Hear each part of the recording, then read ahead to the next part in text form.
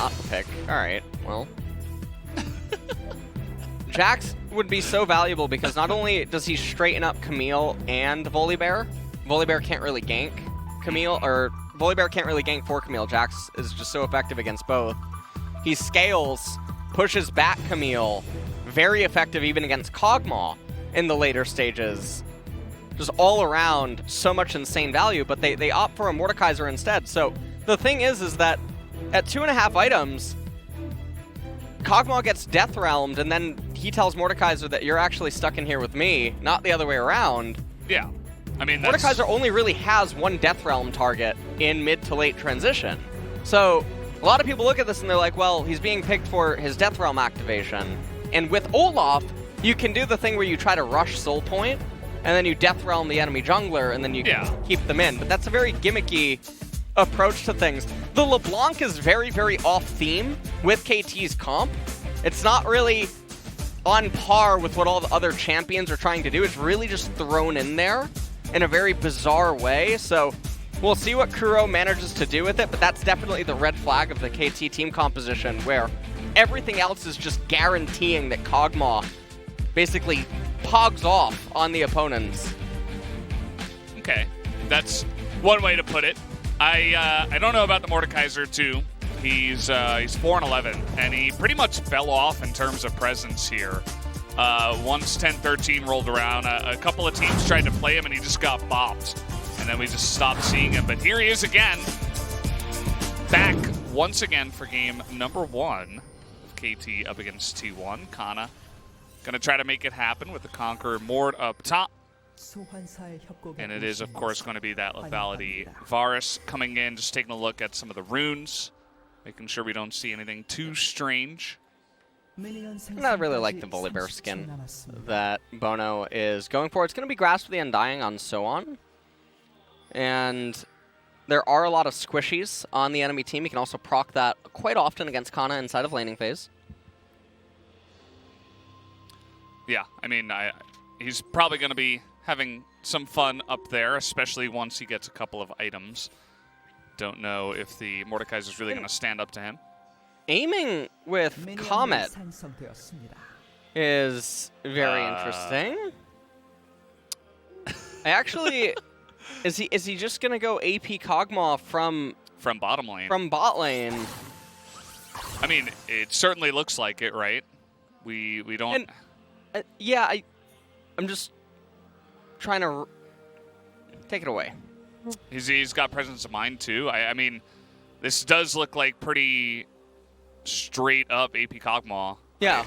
He doesn't take any kind of a main, he doesn't take press the attack or anything like that. So yeah, no lethal tempo, nothing like that going on. So yeah. AP Kog, so this is actually very different against Mordekaiser. Attack speed Kog'Maw would just be able to laugh at him eventually inside of the Death Realm, especially if he would get Wit's End, which he should. But AP Kog'Maw is going to be very different. It's going to really matter where and when Canna can get on top of him. And so we'll see what aiming is going to be able to do with it. He obviously dishes out insane amounts of damage, able to counter poke against Zoe very effectively. But if they wanted to play AP Kog'Maw, I don't know why they didn't just pivot him into mid lane and get a better AD carry. Yeah, especially as you mentioned, it's pretty good into the Zoe. You could have just picked something different for the bottom side, or maybe they specifically wanted AP Kog up against the Varus. Yeah, there's not going to be any kind of cheater or anything like that. Or well, the thing here is when they crash the 2 waves, they obviously can't push. It's too risky. They can't get chip damage onto the turrets. So now the lane state, I mean, Varus and Blitzcrank are just very happy. So in a lane like this, especially if you're going to go AP Kog'Maw, you can really fade a lot of the pressure by just slow pushing waves 2, waiting for cannon, shoving, and then cheatering. And if you are AP Kog'Maw, you can get a lot of value on a good recall. You can get a Dark Seal even. Yeah. And a control ward at that point too, so you get a lot more safety. But as it stands right now, they're just going to keep on trading. You can see Volibear and Olaf, they're just going blow for blow. Olaf is faster. This is one of the dynamics. So between Set, Olaf, and Volibear, there's a bit of nuance between them all, even though they're all dittos, pretty much in the same sense. Olaf's a little bit faster than the other two. Volibear has a stronger early game, Set has a stronger mid game, and then Volibear has a stronger late game. There you go. Much. There's the, yeah. Yeah, they're all like different versions of Eevee or something. Yeah. Maybe not directly, but in a similar idea. We did take a look at the win rate of Kuro's LeBlanc, and he's up against Faker, who is a very famous LeBlanc player. Kuro, though, 26-6, so above 80% win rate. And he is going up against the Zoe here in the mid lane. Obviously, that was one of our key points of the match, actually, the very veteran mid laners that we have playing today, with even Pawn on the desk to talk about the veteran mid laners. Will be a treat to hear from him later on. Ooh, really nice timing by SoHwan.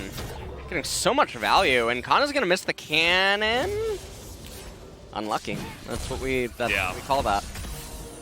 Canna is getting annihilated. Yeah. R5 Mordekaiser, by the way, so just want to really... Yeah, remember what you said about the, they have counter pick on red with the last pick? Well, the really funny thing is that Mordekaiser versus Camille, it's one of those matchups where, yeah, if Mordekaiser grabs her and gets control, then it's very hard for Camille to recover on her own accord. But if Camille never ends up falling behind, then she's just Camille. And she'll end up beating you in trades. If she gets ahead, you can't play the game. I really like what SoHwan's doing. He's doing the Trinity Force Rush. So many Camilles, they still build the Tiamat, and then it ruins their lane control options because they're forced to push, whereas if you start pulling the waves, rely on hook shot, you have a lot more upfront burst damage, you're able to play a lot of combo sequences differently. It's definitely very good. And yeah, there's a turret shot. Yeah, he actually froze the wave a little bit, but it got pushed in by SoHwan, who is just absolutely dominating the lane and is ahead on XP, as you can see on the left. Canna just going to hit level 6. And every trade just looks to go in favor of SoHwan. Doing a really good job. And right now, Canna, I mean, he let the wave into the turret for no reason. Jungler in close proximity could have just froze. But I think he let the cannon into the turret, and so now it's pushing back into Camille. And Faker also in a really rough spot here in mid lane. Volibear is getting the dragon. None of this should be happening. Yeah, that's what I don't understand. I mean, because he was topside. If he was going to stay topside, at least try to help the Mordekaiser that's just bleeding out. But instead he does neither. And the dragon is going to go the way of KT. It's an Infernal Drake, which, again, it's only one, but you have Camille, AP Kog'Maw, and even LeBlanc is going to be happy about some of those stats. Well, this is looking very rough right now for T1, because the combo of Olaf Mordekaiser in mid game, it sounds so bread and butter and so simplistic, but it is a legitimate thing where Olaf rushes down first, second dragon. If you get third Drake, it's very easy to secure the fourth one by just having Mordekaiser invalidate the enemy jungler. SoHwan's down a level right here, but that's because there's so much EXP, and now they're converting that mid lane pressure into a roam up here. Canna does have Death Realm available, and at this point in time, there's not enough HP missing. It's not like SoHwan can just joust with him. Canna's gonna obliterate the cannon, and Cuzz is checking. Yeah, with the undertow. Yep. Seems like he did read into this pretty well.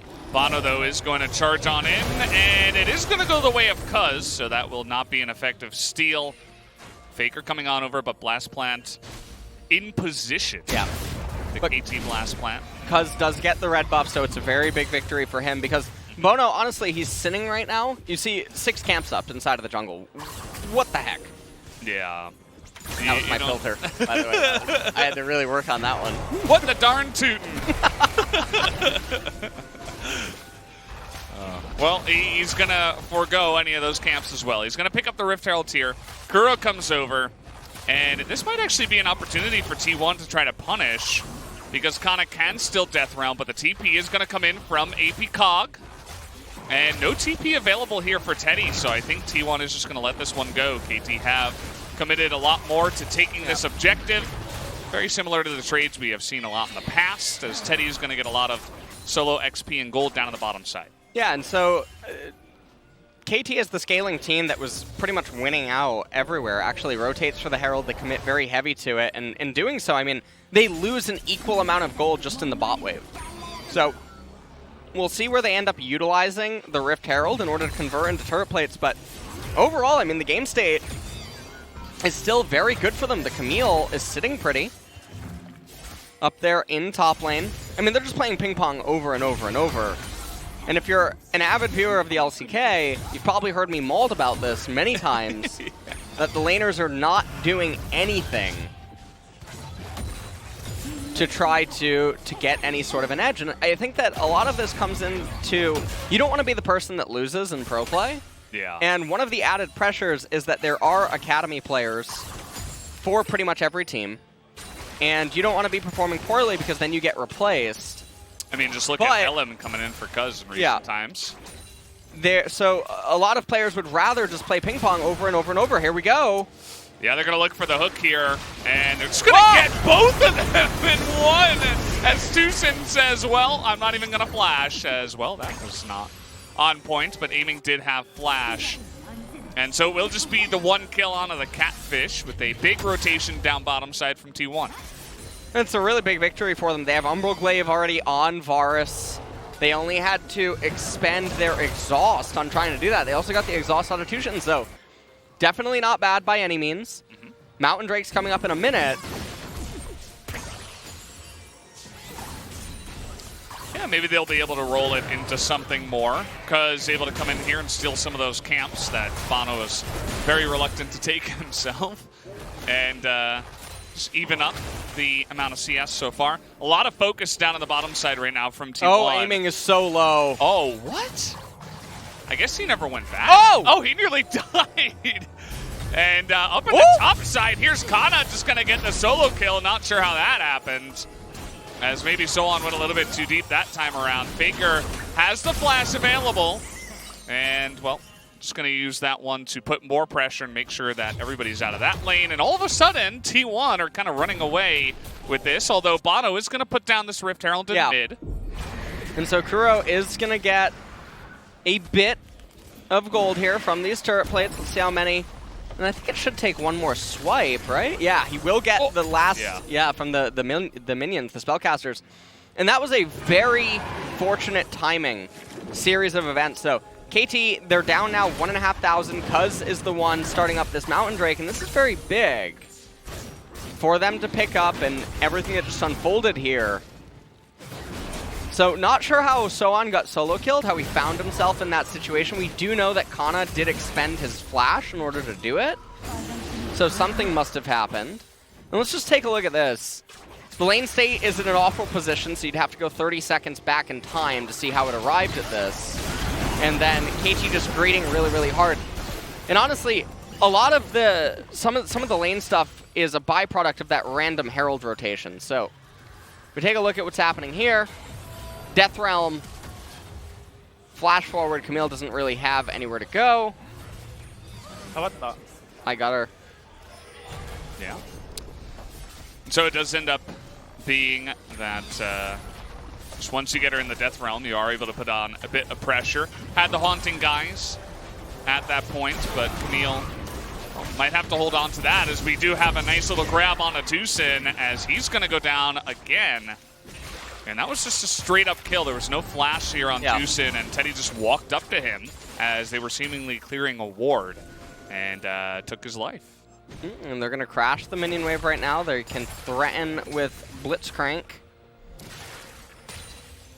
Not going to find anything. I think they know about, they do know about Volibear. Roly-poly bear. And Trinity Force completed on Camille. Yeah, hook shot goes in, but there's a giant minion wave, so SoHwan doesn't want to continue the trade. Also, Canna dings level 11. Has the Ninja Tab Eyes already, also has that Mountain Drake, so going to be helping him out a little bit in that department. 3.5 minutes until Ocean Dragon is going to come up. Kog'Maw trying to farm at a distance. Yeah, as you do, the AP Cog building up to that Seraph's, the Archangel staff that will be coming in here. And up on the top side, I mean, the Camille is ahead on gold slightly, but she is down on XP. And even though she does have that Trinity Force, I think she's going to need another item. And that is one way to put the Camille behind. As you can see over here, they're going for the Crab, and well, that was it. Yeah, lights out. And I wonder, honestly, I wonder what Tahm tastes like when you know what I mean? The catfish, it's probably a delicacy in some places. You think so? Yeah. I mean, I think that people actually do eat catfish. Yeah. Right? I haven't myself. It'd be really weird. Imagine like your one goal in life is like getting Zillion as a best friend and you just keep taking advantage of Tahm. Alright. Oh, man. I don't know where we're going. Yeah, I have no idea where you're going with this. We've gone off the deep end, like Tahm. I see what you did there, yeah. Yeah. We're gonna find a Nautilus where we're going. Into the depths. And, well, they took down that turret. That bottom lane is being dominated right now. The AP Cog is not really having a fun time after his catfish got pulled out of water. And, What do you want to do? yeah, since then, I mean, T1 have just been in a really good spot. Of course, Kuro probably a bit ahead from some of the plates that he got. But we'll have to see how this next fight over this goes, if KT even want to attack it. It doesn't look like they do, as Volibear is down on the bottom side. We might just have to wait for some more action. So this is a very standard kind of T1 game, in the sense that not a whole lot has happened, and yet it has, if that makes sense. As, ooh! Just barely managed to escape that paddle star. Just barely. Barely. Volibear wasn't even in the fight. He was there on the map, though. There in spirit. Now he's down on the bottom side. And you can see how that AP Cog, how he does up against the Zoe, right? You slow her down. Yeah. When she goes back in the portal jump, you're able to get a nice little burst combo off. And if you can dodge the Trouble Bubble, then you're probably going to be having a fun time as the Cog. But for right now, he is down 3 levels. So the one-on-one is not going to be fun. As Tahm down there, as T1 is going to push now into the mid lane and try to take this tier 1 turret. Yeah, and they're going to be able to get it with the Rift Herald. Gold lead extends to just under 2K. Kuro does get tagged a little bit, but still reasonably healthy. bonO over here now trying to eat the Raptor camp. Going to call down the Thunder. Continue to CS. And I mean, all that we're really waiting for is when does Camille finally come online? Because otherwise, we've been in an indefinite lull state here, pretty much, for the entirety of this game. And I think you know what that means, Valdez. Well, I do want to point out that Volibear has 300 damage so far to champions in this game, so I'm just going to throw that out there. I don't even remember when that happened. Maybe a little bit of a skirmish over the Rift Herald. When he took Cuzz's red. Yeah. You remember that? Yeah, a little bit of damage there. A little bit of damage. Not too bad, not too bad, not too shabby. Ran away. Yeah, he did run away after that. Yeah. Thank you for the analysis of the situation. Wouldn't it have been nice if T1 could have picked up that first Infernal as well? Yeah, it would have been. Because from now, I mean, they would have had 3 Drakes to relatively no pressure from KT, and then you just Mord ults the jungler on the next one. And then you get a Ocean Soul just like that. Imagine that, Wes. Alright, well. That's, you know, I mean, it's totally fine. Yeah. Yeah, imagine 7 letters. Yes, that is true. Imagination is more than that. I think it's 9 letters, actually. I count. Yeah. Yeah, there's really not much going on, guys. We're kind of just chilling. We're waiting here for someone to do something. T1 is rotating now to the top lane. bonO, once again, hasn't, you know, you mentioned how he's very similar to Olaf, and now that he's kind of behind, I guess you can say, as his team is a bit behind, he hasn't really been able to find any use in this game.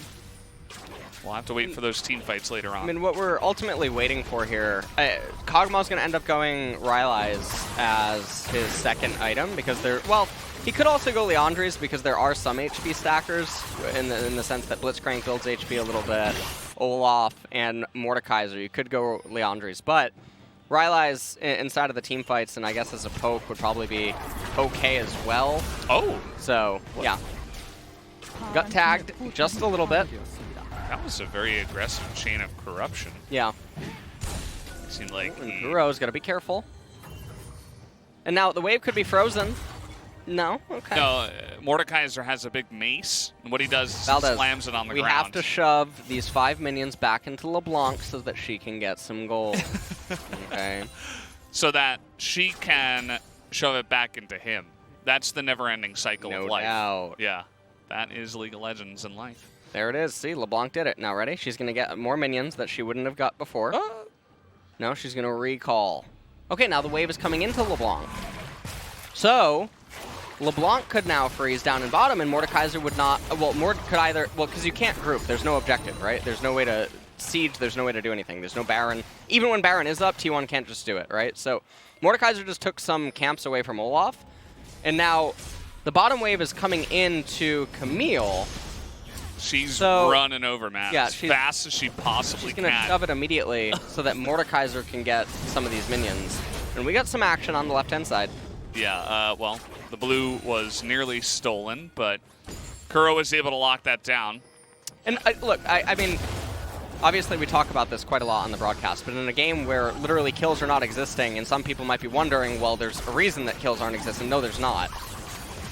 There's definitely ways to manipulate lane states in this stage of the game in order to force your opponent's hand, in a way. Well, in the last 3 or so minutes, T1 have, well, they're going to bubble the Tahm, who is just going to get pulled and is going to use his stopwatch. He's got flash, but no reason to use it here, as he's just going to go down for the 3rd time in this game.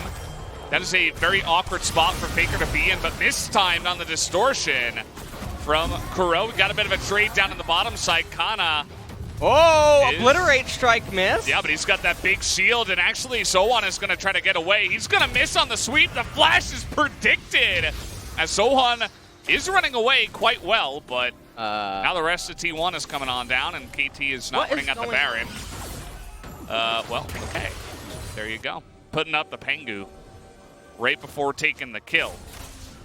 I suppose I'm just... Yeah, I don't know. SoHwan's retreat path there was definitely very interesting. Yeah, I guess he got kind of cut off by the TP that was coming in, but maybe he could have gone down the lane. Certainly, there were some better options. And I really like the itemization on a Faker here, by the way. He did go for the Void Staff second. Acknowledges that everyone's going to have a lot of magic resistance. Volibear's W is not a reason to have Morello. And all things are well in the world. Yeah. Is what's going on. Well, Camille's also got some lifesteal. Oh. Yeah. You may want to have considered the Morello, actually. No doubt. Yeah. I think that was the right call. Faker, you know, I feel like he is one of the players in the LCK that consistently does itemize well. It seems like he is definitely one of the players that actually thinks out a lot of his moves rather than just going through the motions. I think a lot of players can learn from that. And, yeah, they're just going to go for the Ocean Drake. KT really hasn't put up a stand here in about 5 minutes. I mean, they're not fighting over any objective. They've let 4 of their outer towers go down. And they're just saying, well, let's wait for the late game. And I think a lot of this stems from the inability to perceive the alternate options that could exist inside of the game, or to how to create or manufacture game states that would be favorable for KT, and so they're just going through the motions on autopilot, and they're playing ping pong back and forth, but they're fumbling along the way ever so slightly, and so that's led to a 3,500 gold deficit. They do have the Infernal Dragon, but I mean, if you're gonna play like this, you're gonna draft like this, you're not gonna freeze waves. Why do you have a LeBlanc rather than a scaling champion? I mean, if they had Malzahar here, it would even be better against T1. But I mean, there's a million champions that you could suggest that is not obviously LeBlanc, but all that's going to end up happening is we're going to have a huge fight in 4 minutes over the Ocean Soul, and the victor of that will probably win the game. T1, because if they get it, they're going to get Ocean Soul, they'll convert into a game end. But if KT wins it, it probably will stabilize them more than enough, and their team composition being better will just inevitably allow them to keep winning out throughout the remainder of the game, most likely, unless T1 pulls off a robbery again. Yeah, I mean, that is T1. They do have the players to manage it, and I'm very curious to see how aiming is going to do in later game team fights. Obviously, his poke is pretty ridiculous. There's a lot of predictability, I feel like, in terms of Zoe and Varus. Varus is not very mobile. Zoe portal jumping back, and TusiN might just die again here. He's very tanky with the stone plate, but I don't think it matters. He is going to flash, but still going down.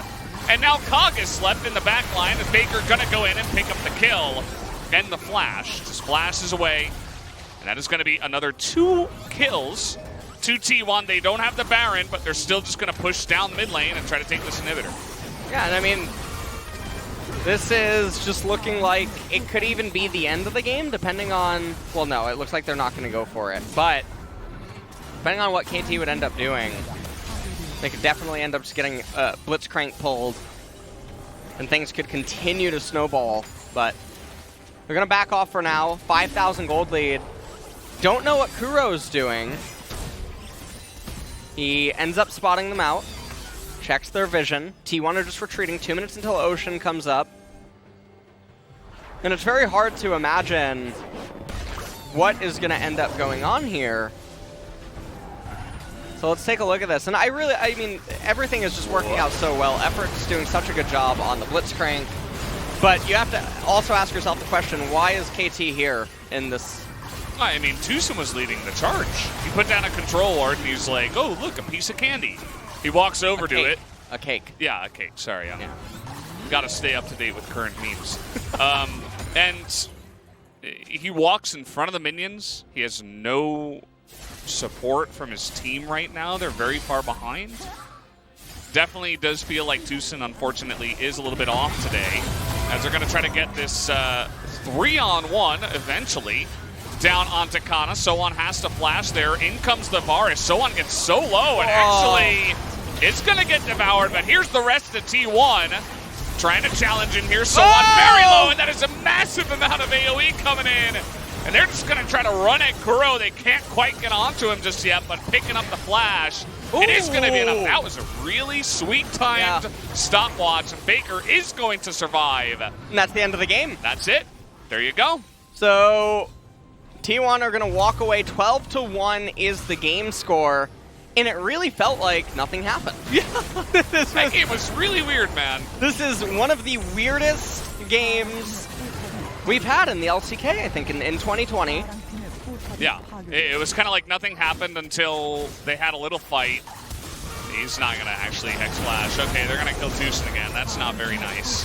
But you got to do what you got to do to get your team. Well, they're going to give an extra kill to Amy. GG, 13-2, the final kill score.